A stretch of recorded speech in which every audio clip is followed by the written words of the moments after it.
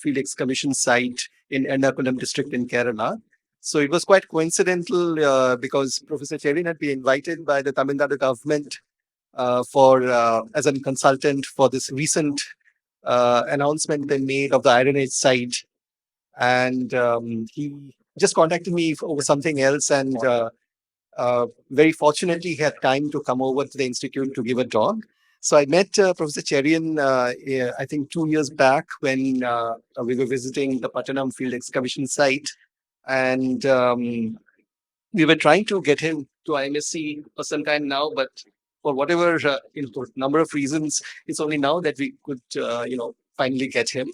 So Professor Cherian is currently the director of the Parma Institute for Advancement of Transdisciplinary Archaeological Sciences. So this is actually at the Pattanam excavation site.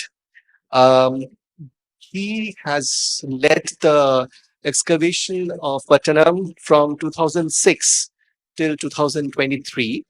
So, for those of you who may not be aware, so Pattanam has been identified as the legendary port of Muziris, which has been referred in several Roman chronicles as the main port where the Roman traders used to come when they traded with India, in the ancient era. So this was the time of the ancient Roman Empire. So there's a lot of this, artifacts of the Romans which are available there, and the Romans used to take back lots of luxury goods back to Europe. So he has served as state editor of the Kerala Gazetteers Department between 99 and 2001, and was a founding director of the Kerala Council for Historical Research. He has participated in archaeological excavations in 4 different continents and has transformed the Pattanam excavations into a major international research project. Currently, in addition to continuing excavations and uh, exploration activities, is involved in the project Little Heavens Are Possible, which aims to transform Pattanam into a World Heritage Site and the establishment of the Museum of the Sangam era culture at Palmer's premises. So he'll be today talking about a very provocatively titled talk, Who Needs the Past? Where he'll be talking a little bit about the Pattanam excavation site, but also broadly about what kind of culture was there during the Sangam era. So, without further ado, I invite Mr. Cherian to give a talk. So, as usual, as per the conversation talk formats, the talk would be about 30 minutes, which will be followed by question and answer sessions with the audience. So, Mr. Cherian. So thank you for coming. It's a great privilege to engage in a conversation with scientists. Actually, from young days, as you all know, science is what you do. Science in history or archaeology is something different. So now I'm happy to say that this is a very unique opportunity to ask each of you this provocative question: who needs the past? I think I'll read out small thing. It is little provocative. Even it may sound little naive, no problem, because you are people who go above this. I'm so happy to meet Ashraf, so excited about the epigraphical kind of world that is emerging. And I told you this is fundamentally important for 21st century Homo sapiens like us to see that we are go back to our times, touch the feet of our ancestors, and save this planet. Otherwise, all the fragmentations that we are in to the atom levels, scientists, physicists, economics, chemistry, this will all destroy this planet soon or later. If you ask the question, who needs the past, we find ourselves incapable of answering this question with little honesty. Consider our cognitive limitations regarding our personal understanding of the past. Most of us cannot even provide reliable information about who our grandparents were. This humbling reality that we often know only a few generations of our lineage should motivate or inspire us to reflect on the countless unknown ancestors who shaped who we are today through an evidence based and probably transdisciplinary scientific approach. As Homo sapiens of the 21st century, we stand in a precarious predicament, unwilling or unable to learn from and respect our deep past. This neglect could be could have dire consequences for our collective future. For a thought experiment, let us divide human history into two distinct epochs. The past before 2000 years ago and the past within the last 2000 years. And then pose the question who needs the past to each period. I feel there will be striking contrast. So the past before 2000 years. This is metaphysical. Don't fight with me like historians and archaeologists. But certainly you can ask any type of questions. In this era, the answer to who needs the past would likely have been instinctive. The past was not an abstraction, but a lived memory preserved through oral traditions, rituals, and day to day practices. There were few, if any, written sources. This memory provided societies with a cosmic worldview. That is what I try to convey. This kind of life provided them with a cosmic worldview, with a sense of belonging and the knowledge necessary for survival.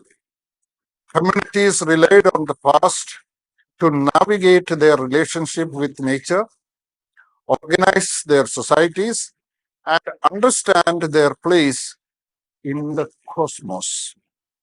While this relationship was not always harmonious, it was often characterized by less violence, othering, and exploitative practices than in the later epoch. Mythical stories, they were universities. If you master one mythology, you will have a PhD. Ancestral wisdom and practical know how were inseparable from the present, shaping decisions and ensuring continuity into the future. Now, the latter epoch, the past within the last 2000 years, we are all part of it. As civilizations became more structured, the past took on a different role. It became a tool for legitimizing power and reinforcing social hierarchies and blatant social inequalities. Ruling classes traced their lineage to divine ancestors to democracy. Organized religious religions, codified laws based on mythical narratives and institutional memories were used to sustain authority. The past served ruling, priestly, wealthy classes as a means to construct shared narratives, justifying hierarchies, and inspire creativity and innovation. Over these 2 millennia, societies that were once deeply connected to nature transformed into collectives of individuals with shallow hoods. The past, which once served as a cosmic guide and source of shared continuity, was increasingly manipulated to serve narrower interests tied to power control, and division. The 21st century, in today's fragmented and hyper competitive world, the question, who needs the past, is often met with skepticism, sarcasm, or dismissed as irrelevant. Society as a cohesive entity seems to have dissolved into a collection of individuals driven by the immediate and the individuated. Technological advancements, consumerism, and individualism have further disconnected us from the past or from the cosmic understanding. Paradoxically, the past has become a commodity packaged and sold through museums, tourism, heritage sites, anything you ask for, even pop culture. It is often exploited by ruling classes, capitalist economies to legitimize their power, perpetuate inequality, and instill fear and insecurity. Colonialism and capitalist aftermath reshaped history to serve its own survival and stability. In doing so, it left behind distorted narratives that continue to divide societies, foster insecurities, and reinforce exclusion and otherness. The cosmic worldview that guided humanity's roles as custodians of the earth is now nearly unimaginable. Rediscovering the past. The story of Pattanam and Muziris, that is today's conversation, revolves around. Uh, I intend to show some findings from a very humble, Sita has come. It's a very humble village located very close to the international airport of Kochi and about 4 kilometers from inland from the Arabian Sea coast. Until the 21st century, no one realized that beneath the thick vegetation and canopy of coconut trees lay part of an ancient port of Muziris, which many of my colleagues and very senior scholars who have studied both Greek and Latin says consider it as the Shanghai or New York of that time. What stands out to me is the sophistication of that society that thrived in Pattanam. Unlike modern societies defined in rigid identities, this culture that belonged approximately 100 BC to 300, 100 BCE, that is 100 BC to 300 AD or CE, exhibited unique characteristics that we are beginning to understand. At a metaphysical level, it may be said that the society of this period were predominantly inclined towards four priorities of life for a peaceful coexistence. They were, that is written below, they were Anbu, understanding the mind of that people, it meant humility. Then there was the Unmai, they conceived what is happening within us. You're seeing me from outside. That is Puram, exterior. Mr. Cherian, without my application, I was born into a community which I had no idea. And I later was baptized, and I cannot get away from that. However deep I travel. So I have an outside and also a inside, like you all. I cannot make any sense of it. And the Sangha people were very wonderful people. They wrote two kinds of poems. That is Agam poems and Puram poems.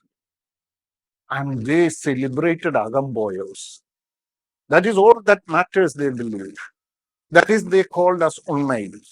So we can, maybe in 21st century, we can say people integrity. In Gandhiji's time, they used to, you should change words, but your mind has reasons to do that. Forget that. Patra is, love is the most dirty word, I believe, in the 21st century. Colonialism, they came. Max Weber says that. On one hand, they said, what they said, love your neighbor as thyself. And they said, a empire never says. How cool. So, this is different affection. We are all part and particles of an infinite cosmos. They loved everything, not loved. They had affection to everything, everything. Like all our sages, we look out ants, they loved plants. Even in the Jains, and they did not kill mosquitoes. I try sometimes practice. I look at it, but it is terrible. Uh, but you know, they experimented all this. Anyhow, Cosmos created them, and we have a responsibility towards those. And the last one is what you are, the scientists. That is logical, analytical, creative, and autonomous creatures. Homo sapiens are the only being on this planet who have these four qualities. The last two ones are very important, says my teacher, Romila Thapar. What is that? You're autonomous. You can decide anything now. You will be different. No one is questionable. No one can question you because that is the autonomy. You will never offend anyone also. That is the greatness of that autonomy because you are too creative not to pick up an argument and fight with someone. So that is Pagutta River. Logical, analytical, creative, and autonomous mind. So I think these people had these four things. Tottenham's connections span nearly 40 cultures. That is unbelievable. 2000 years ago, Vasco da Gama did not invent India or Columbus did not invent. These are what I taught as a history teacher. Now I believe that all these people came and we went there 2000 years ago. So we have tangible evidence from 40 cultures and not only artifacts, but also we have genetic evidence and written records that we were connected to three continents or the then old world. Muziris is mentioned in the classical Tamil, Sanskrit, Greek, Latin writings, while its tangible significance only came out in the 21st century. Uh, so I want to pose some challenges to you.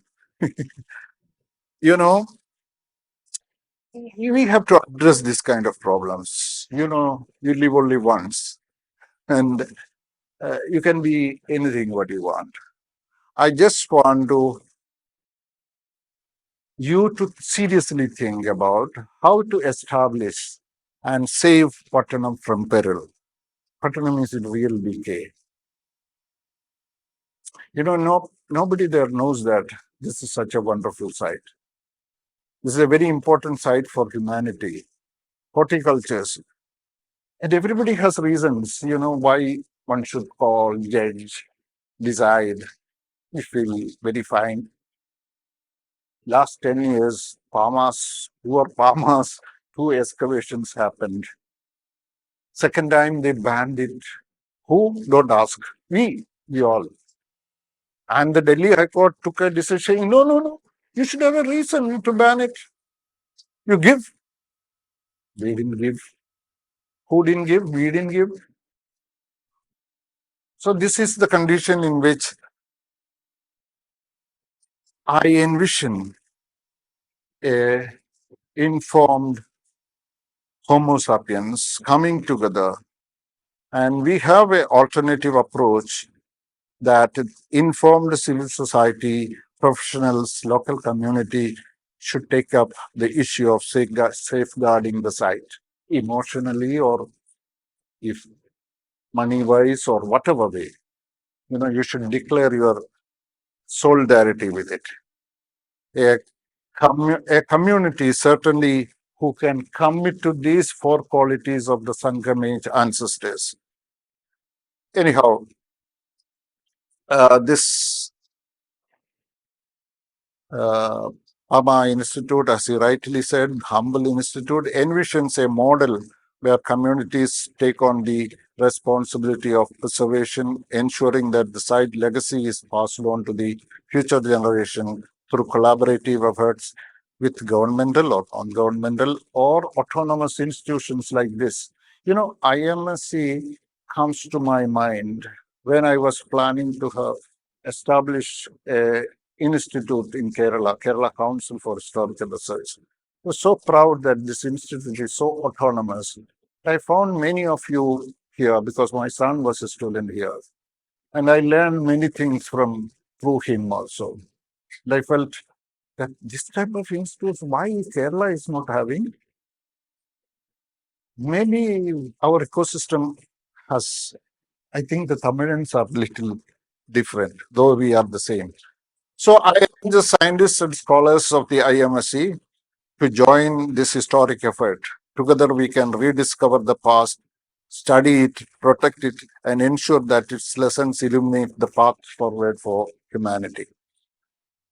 So with these words, I just want to, I'm in the time, correct, Prem? Yeah, okay.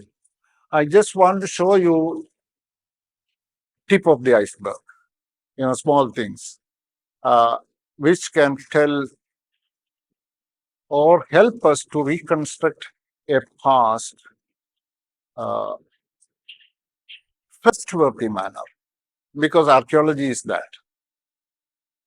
Today he was asking, how can the Iron Age that was believed to have been around 1000 BC all on a sudden is pushed back to 4300 BC?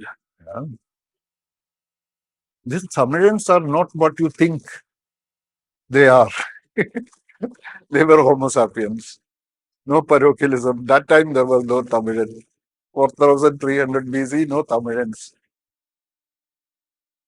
They had magnetite and laterite sources to discover the iron in plenty, and some of them created steel.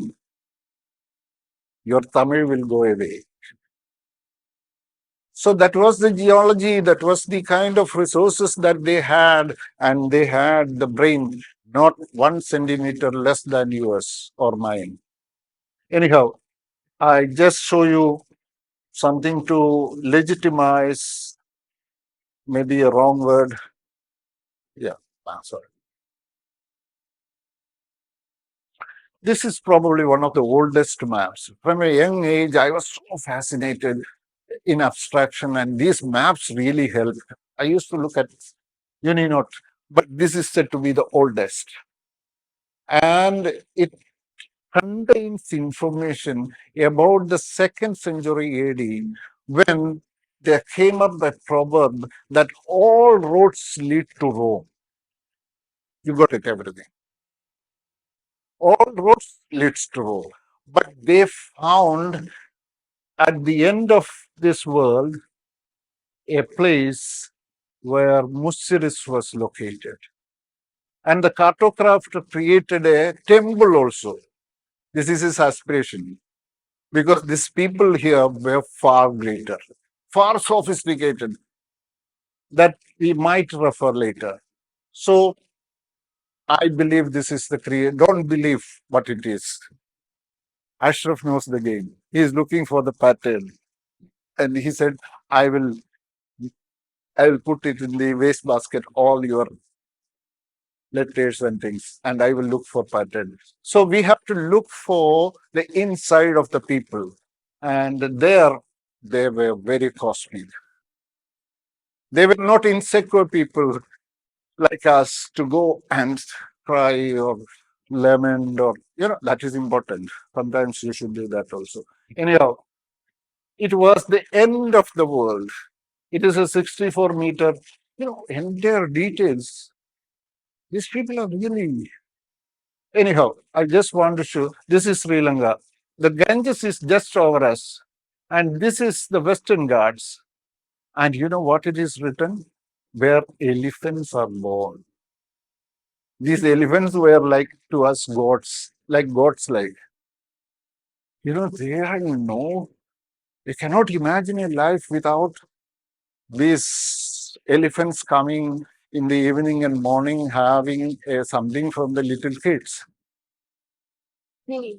You cannot imagine. And recently, I asked the scientific body called Kerala Forest Research Institute, a scientist I know, can you imagine Kerala as an archipelago of rainforests?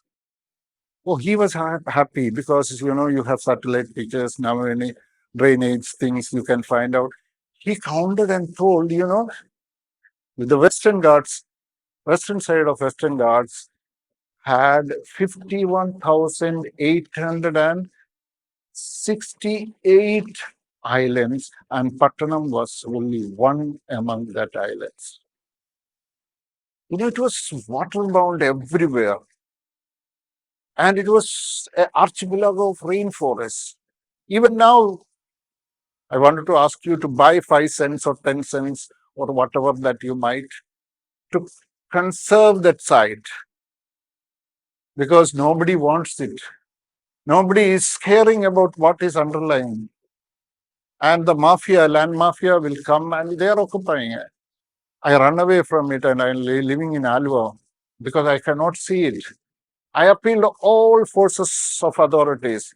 Now another authority is standing before me. Anyhow, I'll leave it to that. Uh, Actually, yeah, don't go for precision.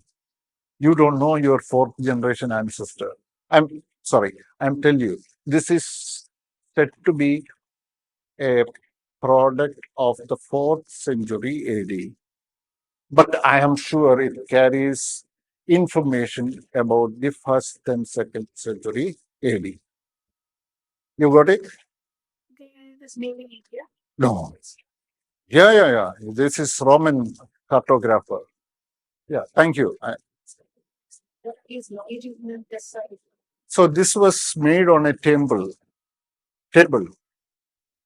It is a kind of a leather sort of material in which he took really good time to draw it. You can learn it because I go rarely into this kind of details, but I know many of the cities, and in the museum I curated.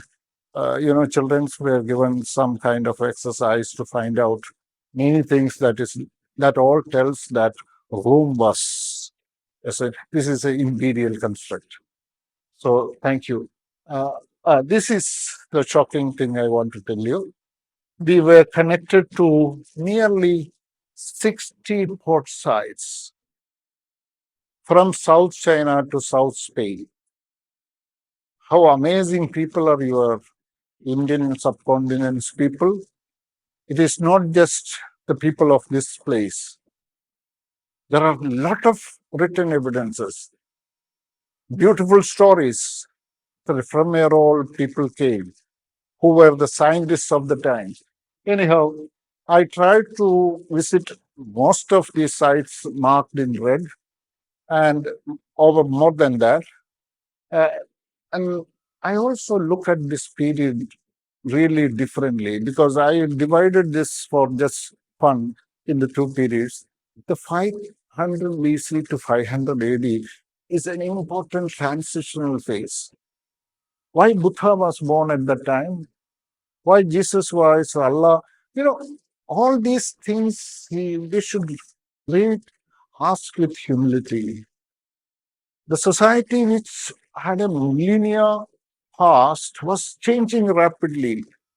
Any change, we are upset, honestly. We cannot accept it normally. This might have been, I don't know. Anyhow, this phase of 500 BC to 500 AD, from Socrates to, I will show you another person who went in 500 AD to China from north to when the southwestern part, that is modern Kerala. Uh, Anyhow, that is okay. I think any questions? So these people were traveling in water. They were experts. Even 200 years, 100 years ago, this was true with our ancestors. They were great and with less gender difference. These women were the great captains. And about polity, I would like to tell you that this polity was totally different from the last 2000 years. This reads 65 small region kings. Now I know all the names of the 65 small region kings. Coexisted with three major kingdoms like Cheras, Cholas, and Pandyas. How is it possible?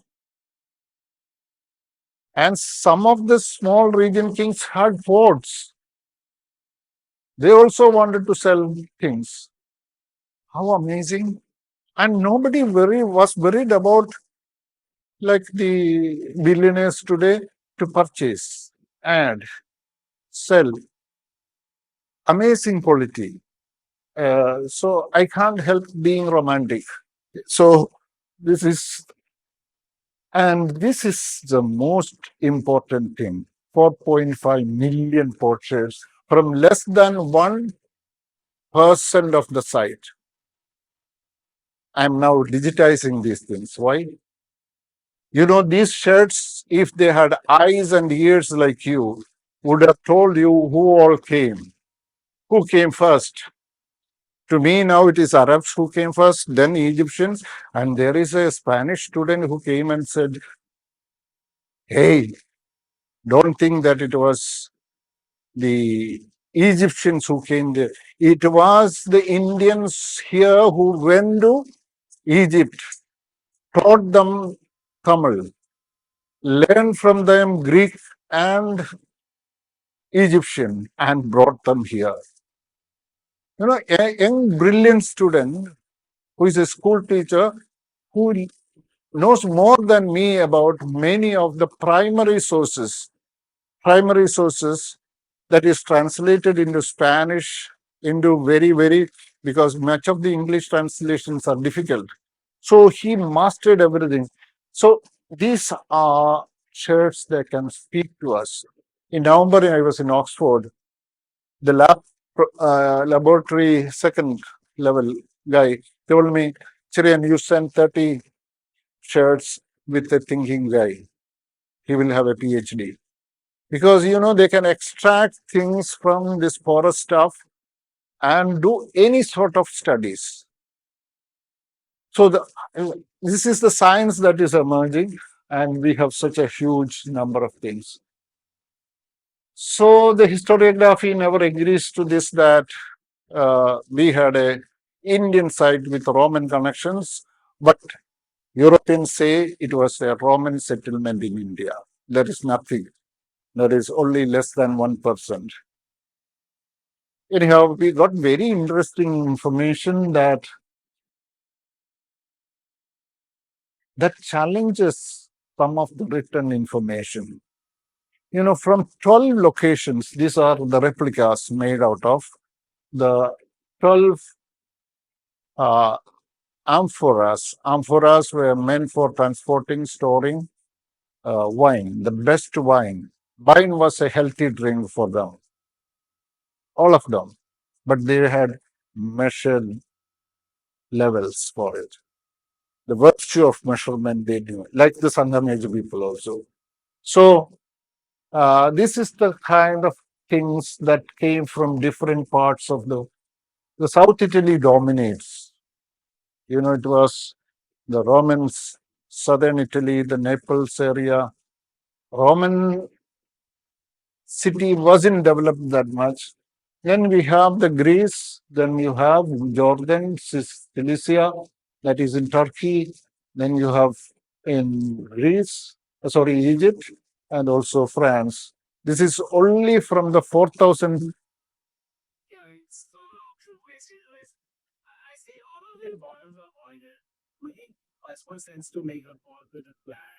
Yeah, yeah. Actually, this we will send the catalog because This has been very well studied down for us because it was meant for packing in the in the ships in the most ideal manner.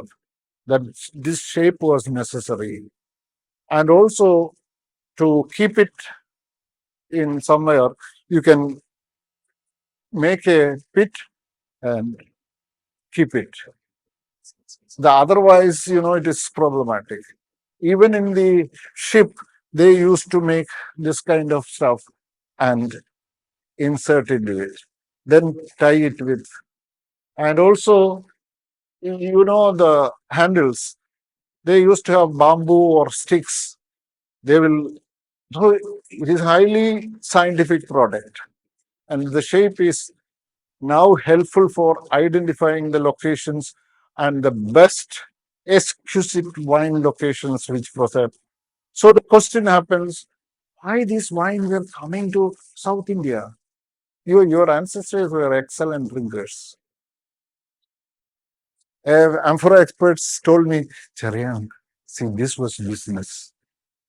What you had for them in exchange, because dirty money was yet to come. This stupid money, you should find out who found out this money. Without money, this world would have been much, much better. But we cannot wish away that. Anyhow, but these people had no problem.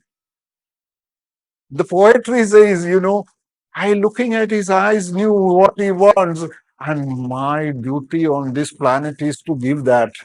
And what he, after getting it, he will make it as his mission to get me something that I need. How beautiful.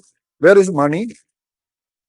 Of course, that's simplified. We know that is a complex issue. Anyhow, these people brought the exquisite wine to get the exquisite arak and the kind of mulled wine, all the aristums. In our place, it is called aristums. It was all based on the arak, and they knew virtue of measurement. There is a four-line poem in which the women, a broad-chested woman, selling arak and telling the guy, "Go away, one is enough for you." And he called the little girl and a little child of hers, and yeah, there is a ivory I have kept there. Tell your ma that I am going. I wanted to script it. In Malayalam, there is a word called vedippu. It's so nothing confusing. When you say no, he goes out. And that is the power of feminine power also. And this Sanghanaj is so different age where this kind of things you can read from the materials. So what I was wanted to suggest to us, this is a shot from 2012 or 13, I don't remember.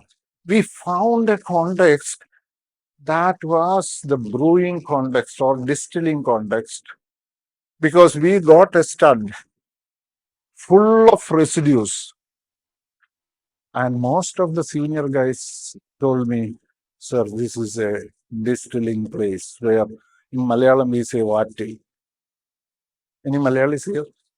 Ah, vati. This recently, till recently, it was there.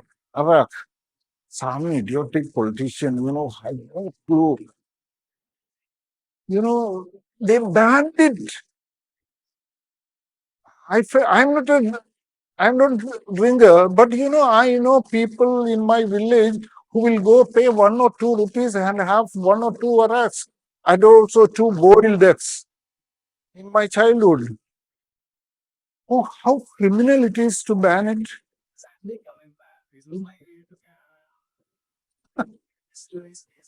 Yes, exactly, exactly. I have a wish that every home in Kerala should produce excellent liquor and, you know, uh, unemployment will be wiped away. They will live dignified. And some friends say, you should do it. We can do it together. Anyhow, we found a distillery possible unit here. This is what Then I'm going fast because time is. See, they were excellent craftsmen. Imagination comes. What all things you need? You need blessed fingers to make this. Who made that? The ideas are not local. This is the goddess of the Greeks, Tyche, and later it became the goddess of the Romans called Fortuna. Our Lakshmi like concept. So I will do so more. And you have lot of debitage, wastage that you get it. And they made really wonderful ornaments. They loved being beautiful, dignified. And you can see it's a lot of, and they had gold foiled glass beads. This, some scholar who studied it says this is quite complex. You have glass beads, then you have gold foil, and again in the outside you have a glass. Uh, um, so this is also a ring stone. The most amazing thing is it is almost close to the one owned by Augustus Caesar. Who is Augustus Caesar? He is the founder of Roman Empire. When he was a little kid, his stepmother put it saying that it is the fortune bringer. And this is after nearly 3 months of dedicated, I will show their pictures also. Three women were responsible for identifying the amphora. This one and this one is a wonderful story. You can create and write a story about this. This is the Roman Emperor Domitian, who was one of the cruelest rulers of the Roman Empire. Those who raise their difference of opinion, tomorrow you will not be there. He just killed them. And the Roman Senate conspired to kill him, to behead him. And I read that his wife also joined the conspiracy because he's helpless. Cruelty was his natural thing. So, anyhow, after killing him, the Roman Senate passed a, what we say, resolution that all his statues should be melted or broken down and should become the raw material for vessels or the new emperor's head, something like. So they wanted him to be wiped away from the public memory. What a beautiful message. But it came from Pattanam. His memory should be always alive. To be undemocratic, not to practice humility is a crime. So came out from the trenches this head, which was identified by these three ladies. Roberta Tomba, unfortunately, 2 years now, it's going to be three. She died young. This is Julia Rocco, who identified the ring stone as very closely resembling to that of Augustus Caesar. And she's the most wonderful lady whom I met. Met her in the deserts of Egypt, where we were digging together the destination site of Muziris, that is in Bernice, and she is an art historian. She studies the heads of the Roman emperors, and she had no doubt saying that this head that we got is the one that the Roman Senate banned from existing. Then monetization, it did come at a stage. I believe it is Airavata Mahadevan. He also says that it is by around 2nd century AD. And this was brought by Romans. The Egyptian people also did not have monetized the system during the pharaonic period. Even Alexander the Great built Alexandria without money. We should go back to that system if possible. How is it possible? You don't have any money and you are managing it. Eh? Pardon? That is the most stupid answer. I also believe that they had slaves because last time I went to Egypt, I told the same thing with your same expression. And she told me, lot of research and these pyramids were not the creation of slaves. The entire length of Nile,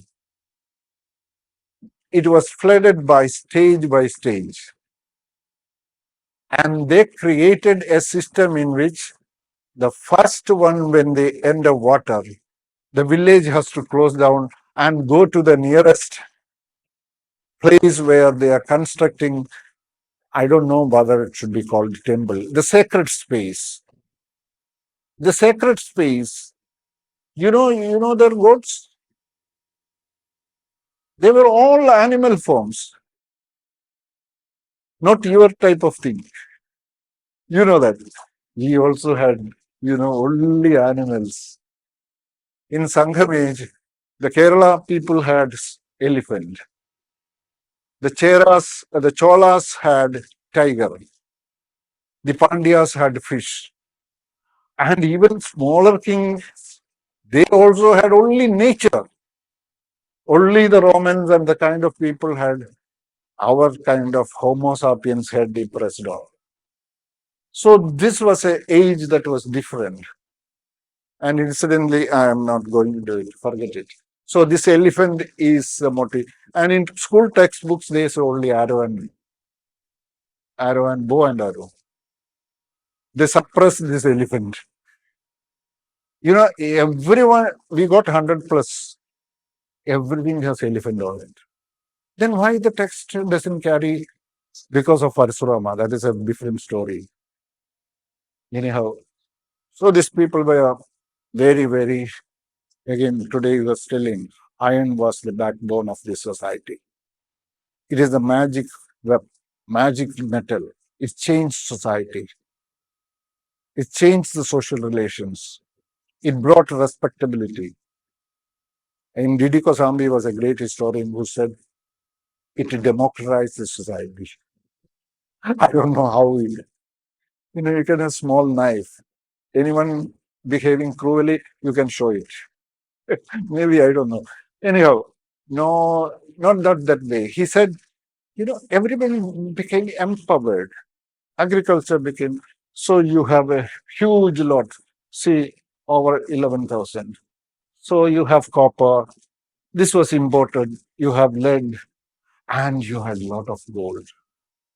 This is William Dalrymple now wrote a book of the Golden Road. He is great appreciative of Muziris' work. He says that was a defining port that made gold come. And very near to Putnam site, there was a village that produced thousands of dollars.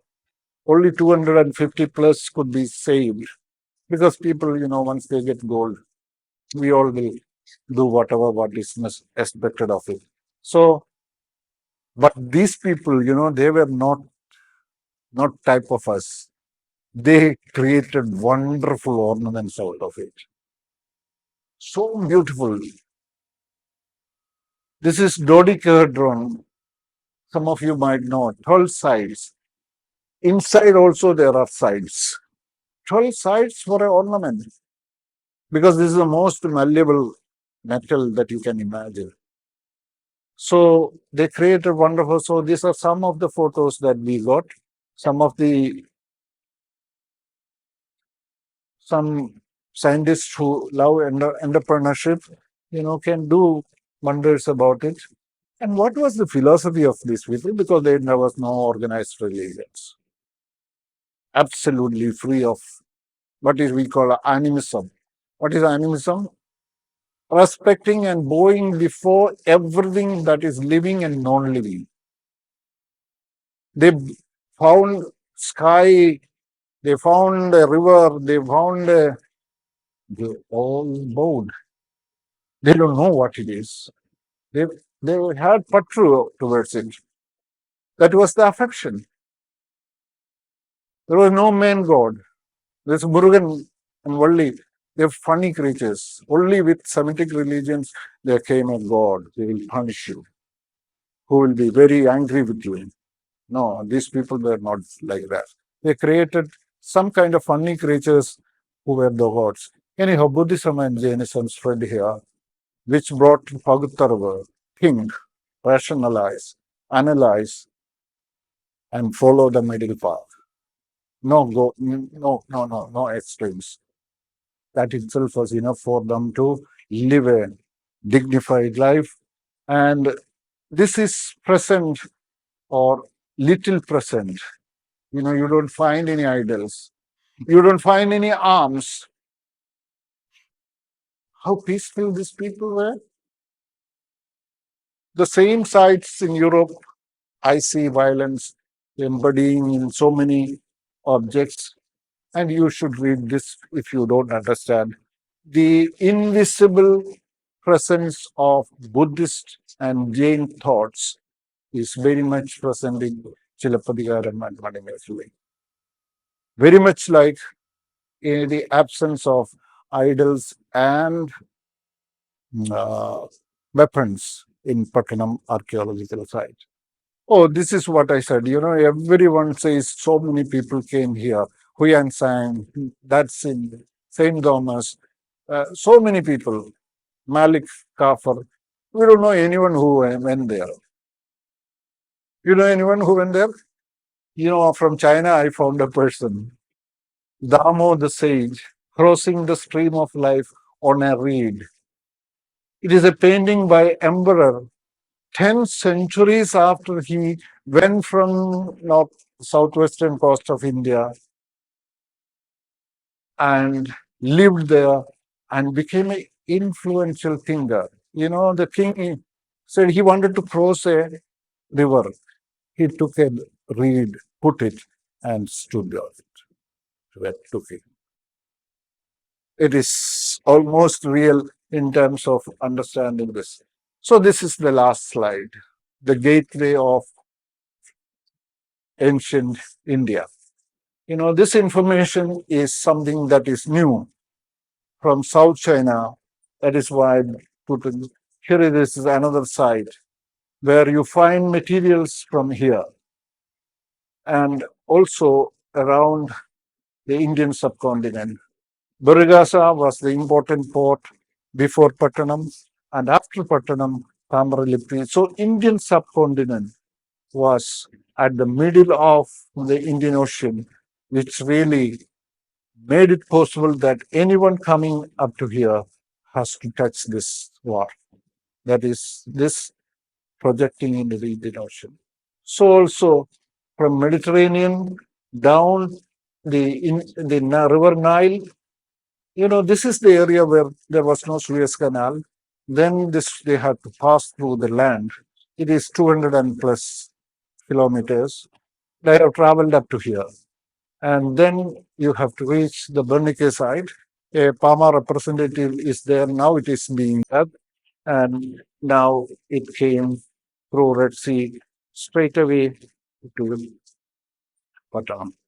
Thank you. I think, thank you.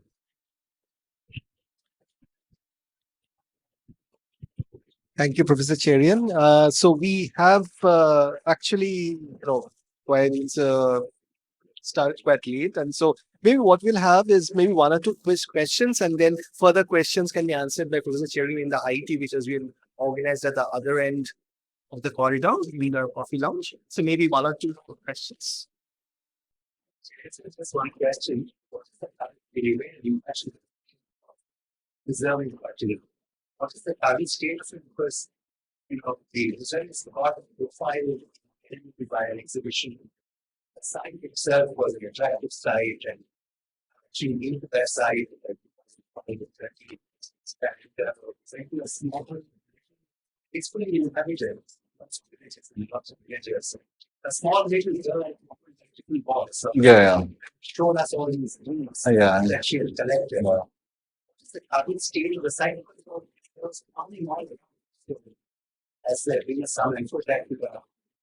Yeah, to tell you factually, it is in a deep crisis.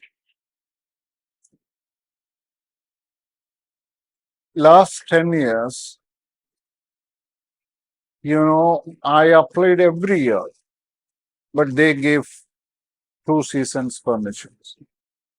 The institute I was heading and leading the excavation stopped doing anything there. So I don't want to accuse, blame, nothing.